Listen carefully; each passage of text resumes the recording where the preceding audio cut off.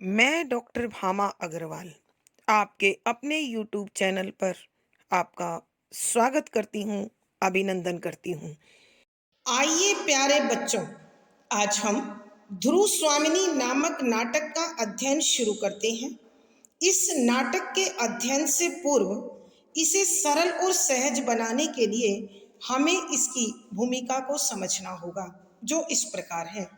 ध्रुव स्वामिनी नाटक छायावादी साहित्यकार जयशंकर प्रसाद द्वारा रचित है, जो 1933 में प्रकाशित हुआ।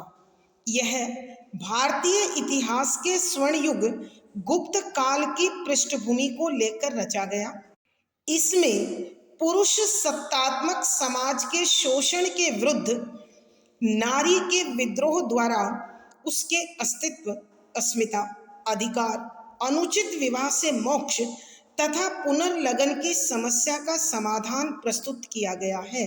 यहाँ समुद्रगुप्त की मृत्यु से लेकर चंद्रगुप्त के राजा बनने तक के समय के घटनाक्रम को 3 भागों में विभाजित किया गया है।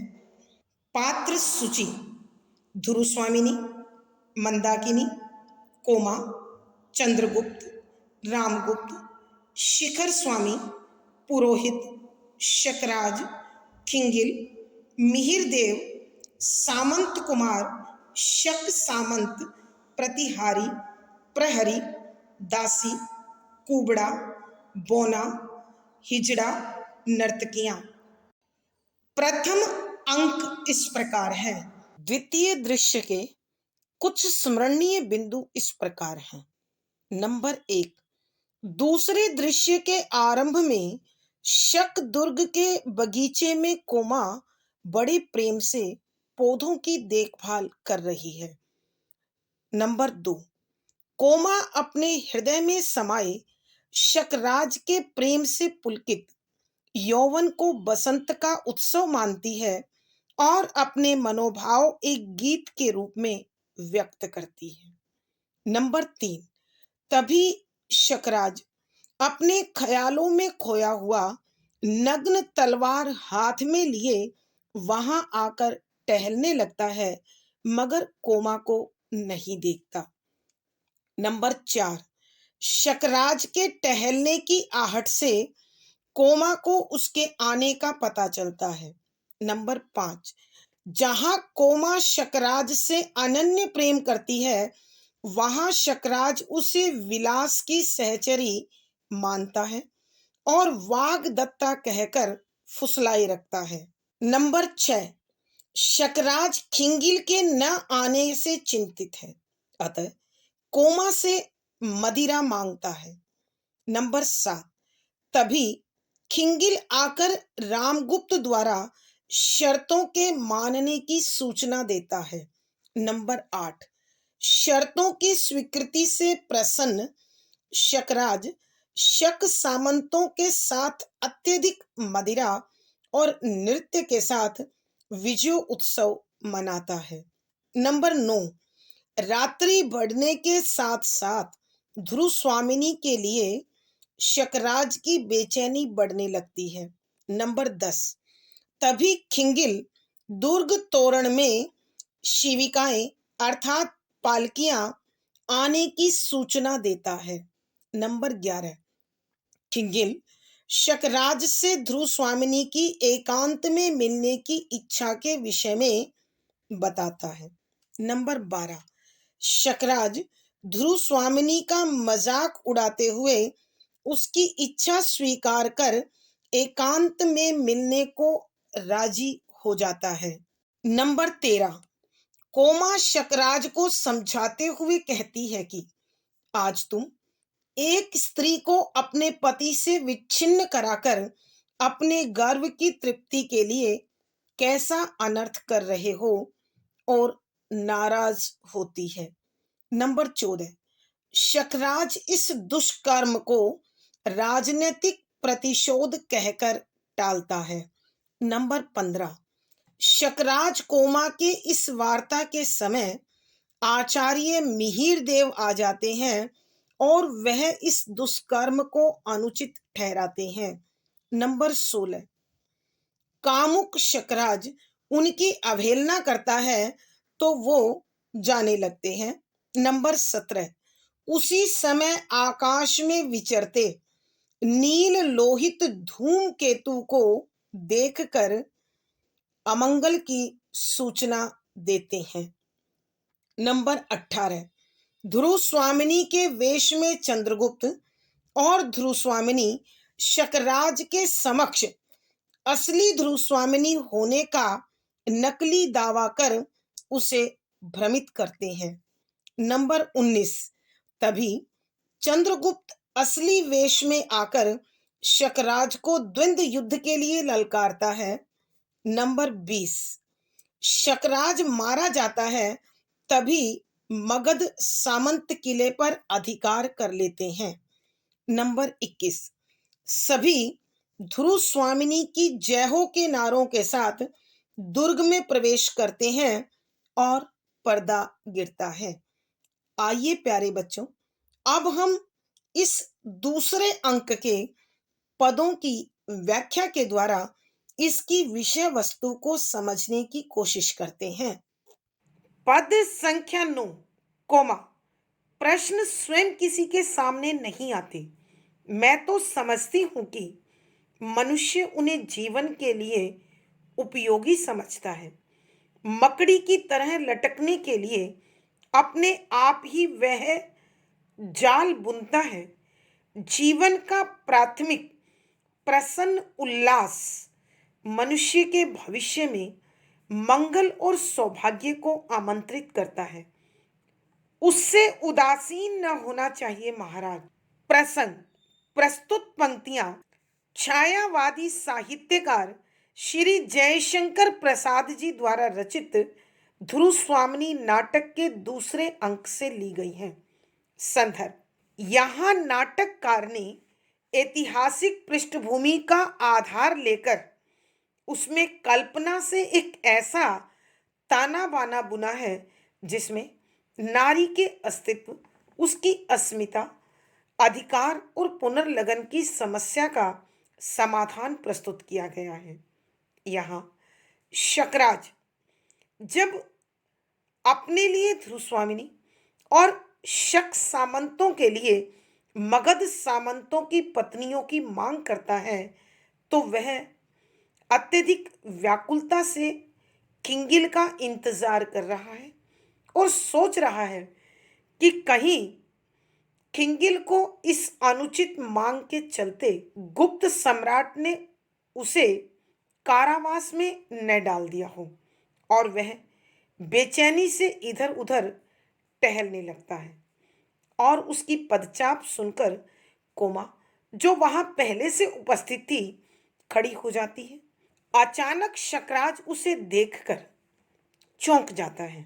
तब कोमा शकराज की इस मनस्थिति को जानने की कोशिश करती है तो शकराज बात को टालने के लिए कहता है कि मेरे सामने जीवन और मृत्यु का प्रश्न आकर खड़ा हो गया है।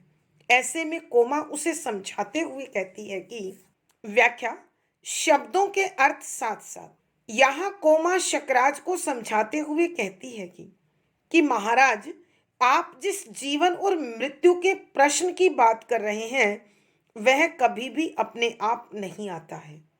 मनुष्य अपनी सोच से, अपनी विचारधारा से, अपने कार्यों से और अपने आचरण से इस प्रकार के प्रश्नों को जन्म देता है, पैदा करता है।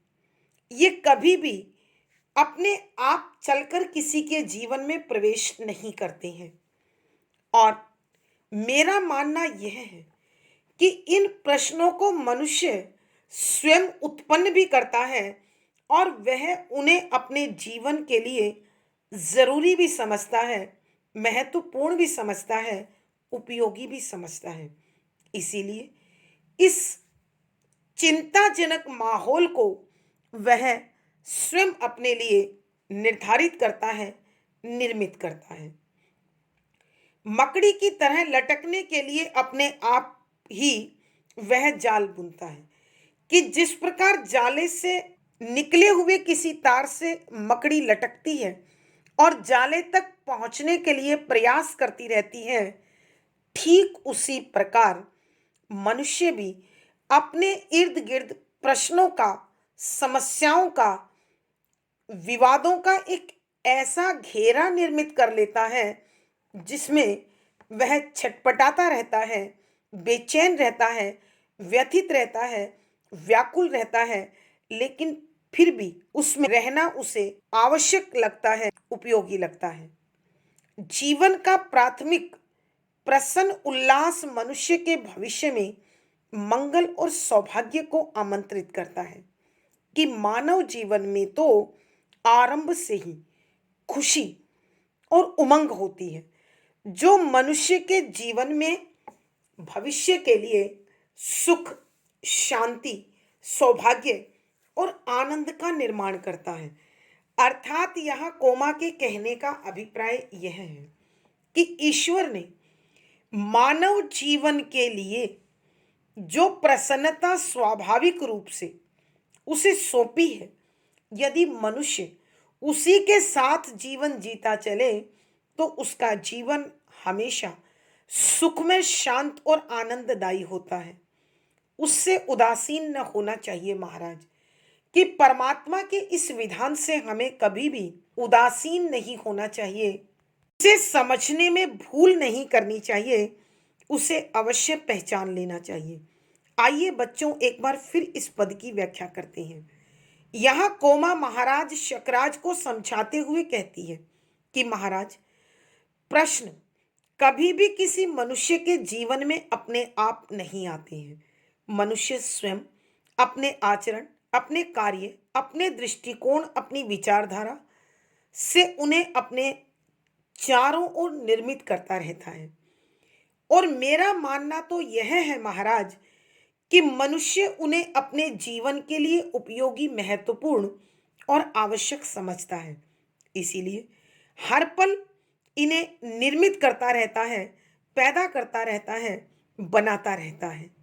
और जिस प्रकार मकड़ी अपने जाले से निकले हुए एक तार से लटकती रहती है और उस जाले तक पहुंचने के लिए कोशिश करती रहती है, ठीक उसी प्रकार मानव भी अपने इर्द गिर्द प्रश्न, विवाद, चिंता, तनाव का एक ऐसा घेरा उत्पन्न कर लेता है जिसमें वो समाया रहता है और निकलने के लिए छटपटाता रहता है। फिर महाराज, ईश्वर ने जो मानव को प्राथमिक रूप से खुशी दी है, उमंग दी है, उल्लास दिया है, यदि मनुष्य उसे पहचान कर अपने जीवन को उसी के हाथों में सौंपकर, समर्पित कर आगे बढ़ता रहे, तो निश्चित रूप से उसके जीवन में सौभाग्य आता है, खुशी आती है, आनंद आता है, प्रसन्नता आती है।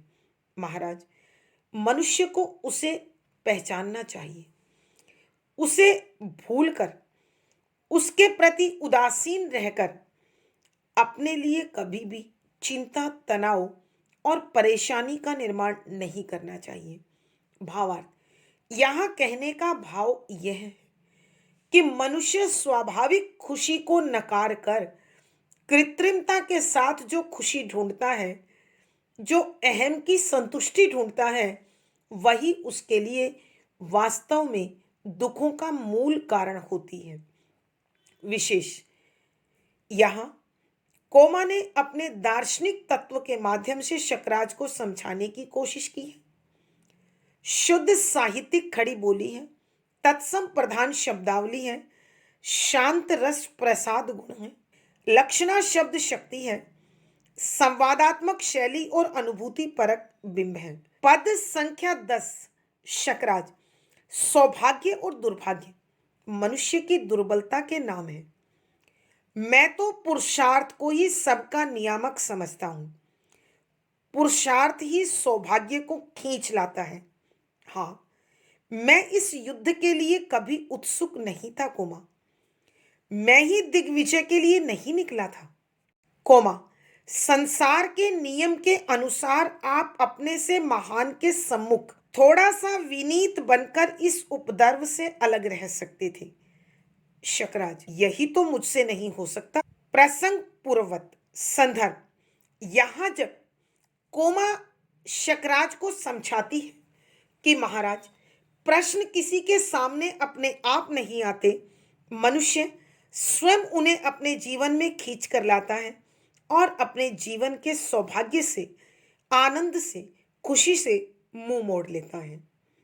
तब शकराज कहता है कि व्याख्या, शब्दों के अर्थ साथ साथ।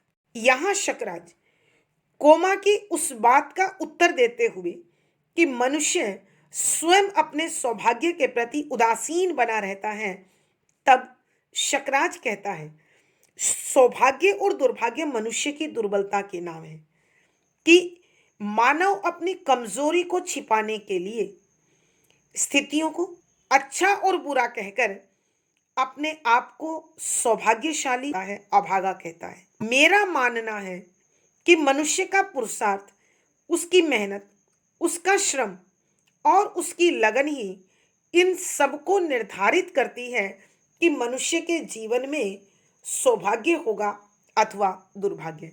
अर्थात कहने का भाव यह है कि मनुष्य अपने कार्यों से ही अपने आप को अभागा और भाग्यशाली बना लेता है। पुरुषार्थ ही सौभाग्य को खींच लाता है कि जब मनुष्य मेहनत करता है, प्रयास करता है, कोशिश करता है, तभी उसे सौभाग्य को भोगने का आनंद मिलता है, तभी उसे आनंद पूर्वक सफल जीवन मिलता है जो उसे आदर्श के रूप में स्थापित करता है। हाँ, मैं इस युद्ध के लिए कभी उत्सुक नहीं था कोमा, कि वह कोमा को बहलाते हुए कहता है कि कोमा, मैं कभी भी यह युद्ध करना नहीं चाहता था। मेरी कोई इच्छा नहीं थी कि मैं किसी के साथ कोई युद्ध करूं।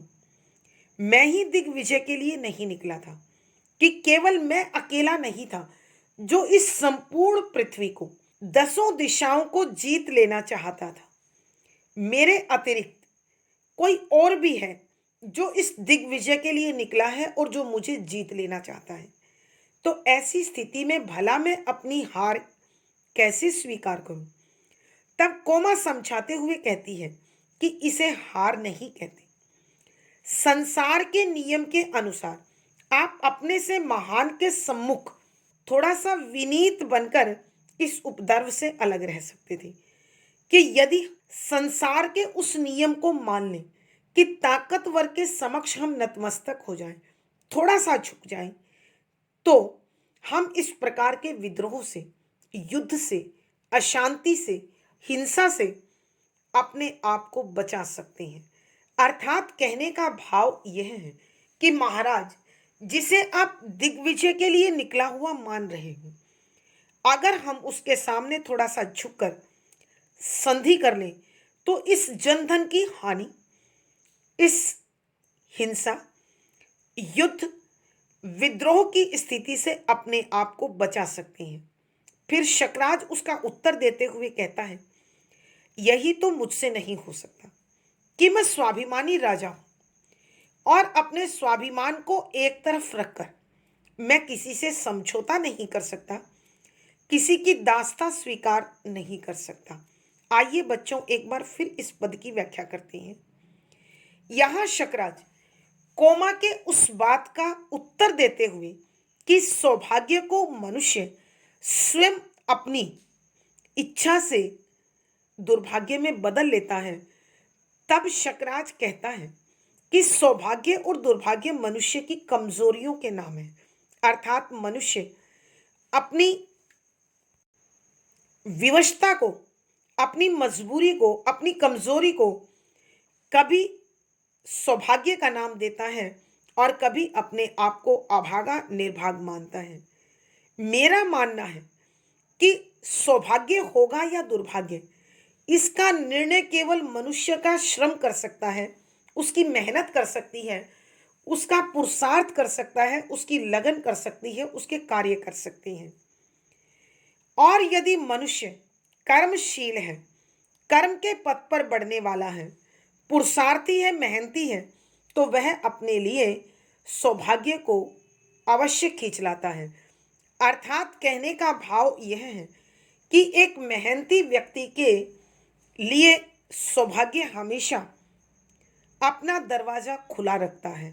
और फिर शकराज कोमा को बहकाते हुए कहता है कि हे कोमा, मैं इस युद्ध के लिए कभी भी इच्छुक नहीं था।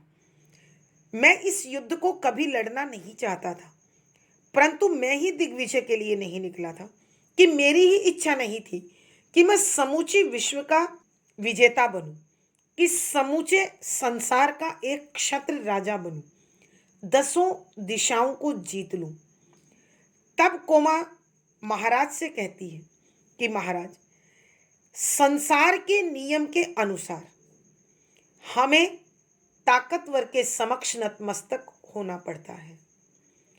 यदि हम उसी नियम का पालन करते हुए अपने से अधिक शक्तिशाली व्यक्ति के अथवा शक्ति के समक्ष थोड़ा सा नम्र बन जाएं, विनम्र बन जाएं, झुक जाएं, तो निश्चित रूप से इस हिंसा से, इस उपद्रव से, विद्रोह से, युद्ध से और जनधन की विशाल हानि से अपने आप को अलग रख सकते हैं, बचा सकते हैं।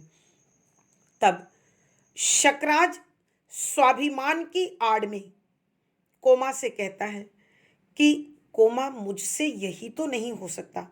अर्थात मैं शक्ति के समक्ष अनावश्यक रूप से अपने स्वाभिमान को खोकर झुक नहीं सकता। भावार्थ, यहाँ नाटककार के कहने का भाव यह है कि सौभाग्य और दुर्भाग्य मनुष्य के कर्म, रत और निकम्मेपन पर निर्भर करते हैं। विशेष यहाँ मानव जीवन की स्थिति कैसी होगी, यह उसके कर्मों का परिणाम होता है।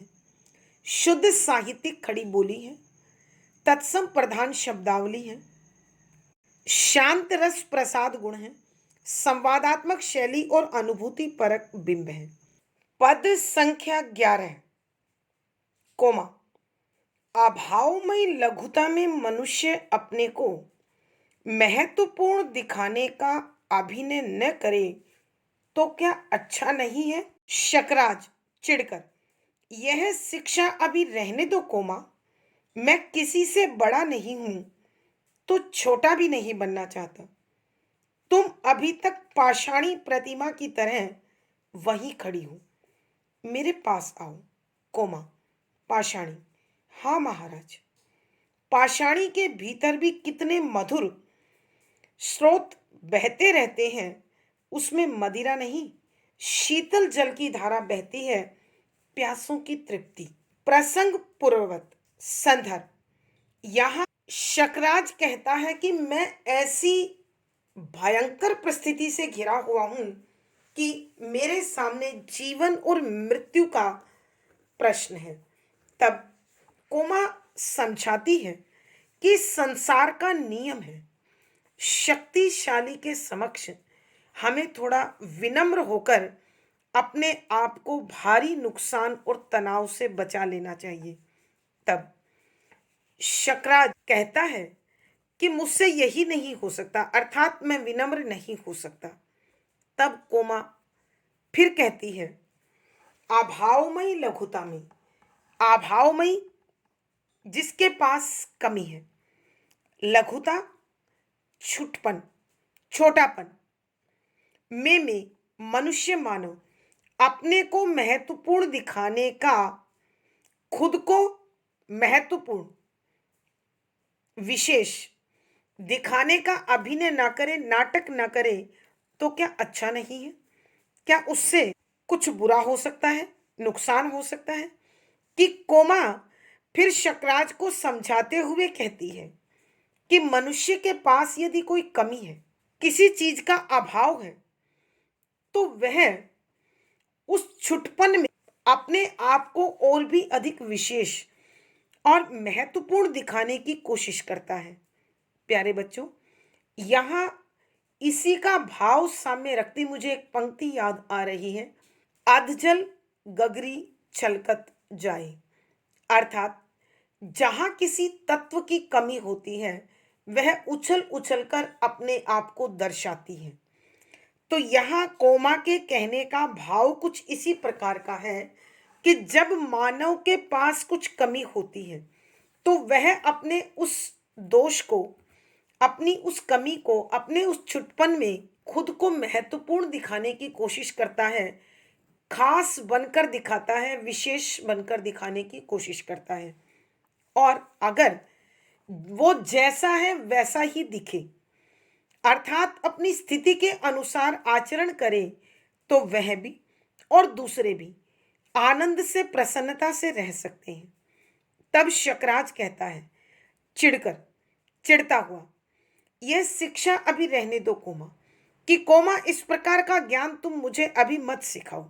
मैं किसी से बड़ा नहीं हूं तो मैं किसी से छोटा भी नहीं बनना चाहता। अर्थात मैं बहुत बड़ा नहीं हूं, ये मानता हूं, लेकिन कोई मुझे छोटा दिखाने की कोशिश करे, यह मुझे स्वीकार नहीं है। मेरे स्वाभिमान को यह पसंद नहीं है। अर्थात मेरा स्वाभिमान मुझे इस चीज की इजाजत नहीं देता है। तुम अभी तक पाषाणी प्रतिमा की तरह वही खड़ी हो, कि तुम अभी तक पत्थर की मूर्ति बनी हुई वहीं खड़ी हुई हो। तुम अभी तक वहां पत्थर की मूर्ति की भांति स्थिर बनकर खड़ी हुई हो। अर्थात शकराज के कहने का भाव यह है कि जब तुम यहां हो तो मेरे पास आओ, मेरे निकट आओ, अपनी निकटता के एहसास से मुझे भर दो। कोमा, पाषाणी, हाँ महाराज, पत्थर, आप ठीक कहते हैं, लेकिन पाषाणी के भीतर भी कितने मधुर स्रोत बहते रहते हैं कि महाराज शायद आप भूल गए हैं कि पत्थर के भीतर भी अनेक झरने बहते रहते हैं। कहने का भाव यह है कि मुझे तुम पत्थर कह रहे हो, लेकिन मेरे अंदर भी अनेक कोमल भाव जन्म लिए हुए हैं, जो प्रतिपल प्रेम का, आनंद का, उल्लास का प्रसार करते हैं। उसमें मदिरा नहीं, कि इन झरनों में नशा नहीं है, शराब नहीं है, मादकता नहीं है। वहां स्थिरता है, समर्पण है, अनन्य भाव है, एक निष्ठता है। शीतल जल की धारा बहती है, कि इन पत्थरों से जो झरने निकल कर आते हैं उनमें शराब नहीं बहती, उनमें शीतल जल बहता है, उसमें ठंडा पानी बहता है, जो प्यासों की प्यास बुझाता है, बजाय की अहंकारियों के संतुष्टि का कारण बनता है। आइए प्यारे बच्चों, एक बार फिर इस पद की व्याख्या करते हैं। यहां शकराज जब विनम्र बनने से मना करता है तो कोमा उसे समझाते हुए कहती है कि मानव का ये क्या स्वभाव है, उसके पास जिस चीज की कमी होती है वह अपनी उस लघुता में, छुटपन में अपने आप को महत्वपूर्ण, खास और विशेष दिखाने का नाटक करता है। अगर वो जैसा है वैसा ही बनकर रहे तो मेरी दृष्टि में यह अधिक अच्छा है। अर्थात जीवन को तनाव से, परेशानी से, संकट से वह मुक्त रह सकता है, सुख से जी सकता है। तब शकराज चिढ़ता हुआ कहता है कि कोमा, यह ज्ञान, यह शिक्षा मुझे अभी मत दो। मैं किसी से बड़ा नहीं हूं, लेकिन कोई मुझे छोटा दिखाने की कोशिश करे, यह भी मुझे स्वीकार नहीं है। यहां शकराज कोमा की सहानुभूति बटोरने के लिए कहता है कि दिग्विजय के लिए मैं नहीं, महाराज रामगुप्त निकले थे, और वो इस प्रकार मुझे अपने अधीन करना चाहे, यह मुझे स्वीकार नहीं है। अतः मैं उनके उस प्रयास के परिणाम स्वरूप युद्ध को तत्पर हुआ हूं, और वही युद्ध अब मेरे लिए जीवन मृत्यु का प्रश्न बन गया है। तुम अभी तक पत्थर की मूर्ति बनकर मुझसे दूर खड़ी हुई हो, तुम मेरे पास आओ, अपनी निकटता के एहसास से मेरे मन को आनंद से, खुशी से भर दो। तब कोमा कहती है, हाँ महाराज, पत्थर, वो पत्थर जिनके भीतर अनेक मधुर झरने बहते रहते हैं। महाराज, उन झरनों में शीतल जल की धारा बहती है जो प्यासों की प्यास बुझाती है, न कि उसमें मदिरा, शराब अर्थात मादकता और नशा बहता है। यहां कहने का अभिप्राय यह है कि महाराज, मैं आपकी जीवन संगनी, आपकी वाग्दत्ता पत्नी, आप में उसी मिठास को, उसी शीतलता को, उसी तृप्ति को भर देना चाहती हूं जो झरनों के जल में होती है। भावार्थ, यहां नाटककार के कहने का भाव यह है कि मानव अपने कार्यों को इसी स्वरूप में करता है जैसे अधजल गगरी छलकत जाए, यानी जिस चीज की उसके पास कमी होती है वह उसी का प्रदर्शन करता है। विशेष यहाँ कोमा ने शकराज को विनयशील बनने की प्रेरणा दी है। शुद्ध साहित्यिक खड़ी बोली है, तत्सम प्रधान शब्दावली है, शांत रस प्रसाद गुण है, संबोधन शैली और अनुभूति परक बिंब है। पद संख्या 12 शकराज, किंतु मुझे तो इस समय स्फूर्ति के लिए एक प्याला मदिरा ही चाहिए। कोमा स्थिर दृष्टि से देखती हुई, मैं ले आती हूं, आप बैठिए। कोमा एक छोटा सा मंच रखकर चली जाती है। शकराज मंच पर बैठ जाता है। खिंगिल का प्रवेश। शकराज, कहो जी क्या समाचार है। प्रसंग पूर्वत संदर्भ, यहां जब कोमा शकराज से कहती है कि पत्थर के भीतर भी अनेक मधुर झरने बहते हैं और जिसमें प्यासों की प्यास बुझाने के लिए शीतल जल होता है, तब शकराज कहता है, मुझे इस समय जल की नहीं मदिरा की आवश्यकता है।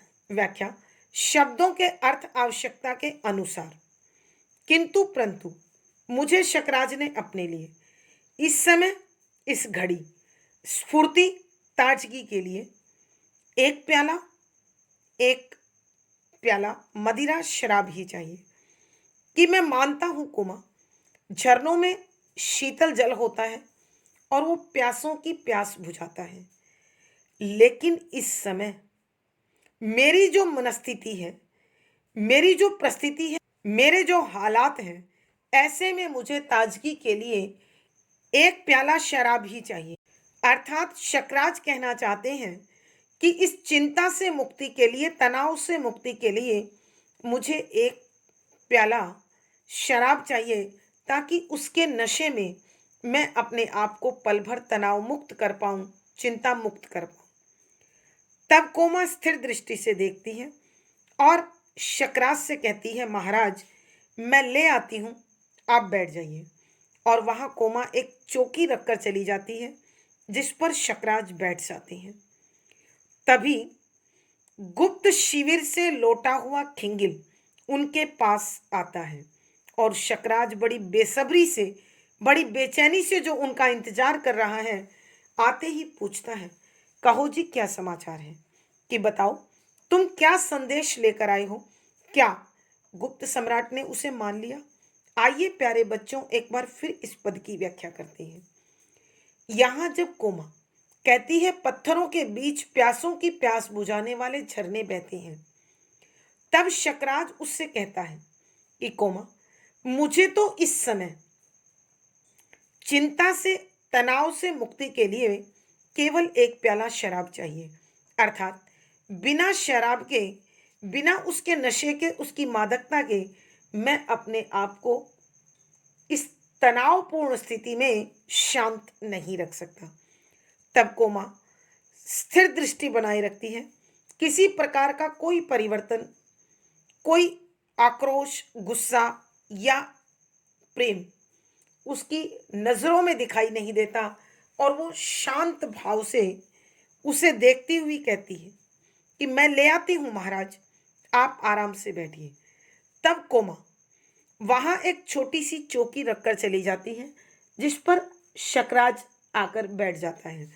तभी गुप्त शिविर में गया हुआ खिंगिल लौटकर आता है और महाराज के पास प्रवेश करता है। तब शकराज, जो बेचैनी और बेसब्री से उसका इंतजार कर रहा था, उसके आते ही पूछता है, कहो जी, क्या समाचार है? अर्थात गुप्त सम्राट ने क्या हमारी संधि की शर्त को स्वीकार किया अथवा नहीं किया? जल्दी बताओ। भावार्थ, यहां नाटककार के कहने का भाव यह है, शकराज कोमा को वास्तविक तथ्य से बचाए रखना चाहता है। विशेष, यहां शकराज ध्रुव स्वामिनी की प्राप्ति के लिए अत्यधिक बेचैन हो रहा है। शुद्ध साहित्यिक खड़ी बोली है, तत्सम प्रधान शब्दावली है, अभिधा शब्द शक्ति है, प्रसाद गुण है, संवादात्मक शैली और अनुभूति परक बिंब है। आज की कक्षा में प्यारे बच्चों इतना ही। अगली वीडियो में फिर मुलाकात होगी। आशा है पढ़ा गया विषय आपको समझ में आया होगा। अपने भाव व विचार कमेंट बॉक्स में लिखें। वीडियो को लाइक करें, शेयर करें और चैनल। आज की कक्षा में प्यारे बच्चों इतना ही। अगली वीडियो में फिर मुलाकात होगी। पिछली वीडियो का लिंक डिस्क्रिप्शन बॉक्स में मिल जाएगा। आशा है पढ़ा गया विषय आपको समझ में आया होगा। अपने भाव व विचार कमेंट बॉक्स में लिखें। वीडियो को लाइक करें, शेयर करें और चैनल सब्सक्राइब करें। आपका दिन और जीवन मंगलमय हो, इसी शुभकामना के साथ आभार, धन्यवाद।